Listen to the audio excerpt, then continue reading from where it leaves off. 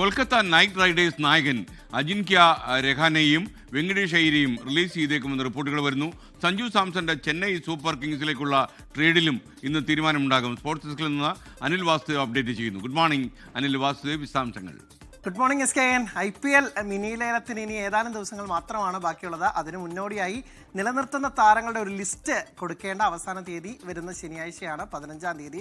അതിനു മുന്നോടിയായി പല ടീമുകളും താരങ്ങളെ തമ്മിൽ കൈമാറുന്നുള്ള നടപടികളൊക്കെ തന്നെ തുടരുകയാണ്. അതിന് മുന്നോടിയായിട്ടാണ് ഒരു പ്രധാനപ്പെട്ട വാർത്ത വരുന്നത്. കൊൽക്കത്ത നൈറ്റ് റൈഡേഴ്സ് അവരുടെ ക്യാപ്റ്റനെയും വൈസ് ക്യാപ്റ്റനെയും ഒരുപക്ഷെ കൈവിട്ടേക്കും എന്നുള്ള റിപ്പോർട്ടാണ് ഇപ്പോൾ പുറത്തു വരുന്നത്. ക്യാപ്റ്റൻ അജിൻക്യ രഹാനെ, ഒപ്പം തന്നെ വൈസ് ക്യാപ്റ്റൻ വെങ്കടേഷ് അയ്യർ എന്നിവരെയാണ്. വെങ്കടേഷ് അയ്യരെ കഴിഞ്ഞ തവണ 23 കോടി രൂപയ്ക്കാണ് നിലനിർത്തിയത്. പക്ഷേ അതിനൊത്ത പ്രകടനം അദ്ദേഹം കാഴ്ചവെച്ചില്ല.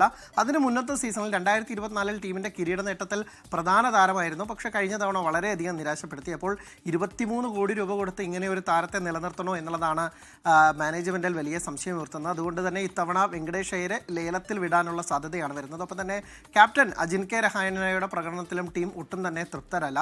1.5 കോടിക്കാണ് ടീമിലെടുത്തെങ്കിൽ പോലും കുറച്ചുകൂടി ഒരു നല്ല ക്യാപ്റ്റനെ വേണം എന്നുള്ളതാണ് ആലോചിക്കുന്നത്. KL രാഹുലിനൊക്കെ തന്നെയായി ടീം വലിയ രീതിയിൽ ഡൽഹി ക്യാപിറ്റൽസുമായി ചർച്ച നടത്തിയിരുന്നു. നേരത്തെ നമ്മുടെ സഞ്ജു സാംസനെ ടീമിലെത്തിക്കാനും KKR ശ്രമിച്ചതാണ്.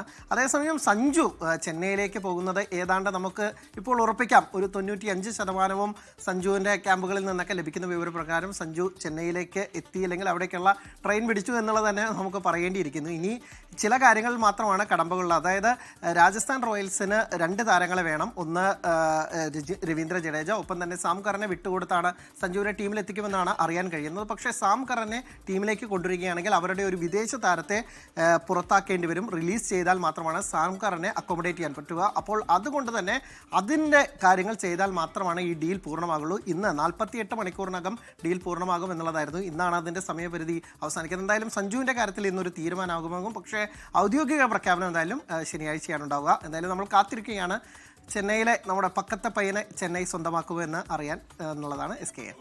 അനിൽ വാസുദേവ് വിവരങ്ങൾ നൽകിയത്. ലോകത്തെവിടെയായാലും ഏത് സമയത്തും 24 വാർത്തകളും ഓഗ്മെന്റഡ് റിയാലിറ്റി പാക്കേജുകളും എക്സ്പ്ലെയിനറുകളും വിശദമായി കാണാൻ ഞങ്ങളുടെ YouTube ചാനൽ നിങ്ങൾക്ക് സബ്സ്ക്രൈബ് ചെയ്യാം.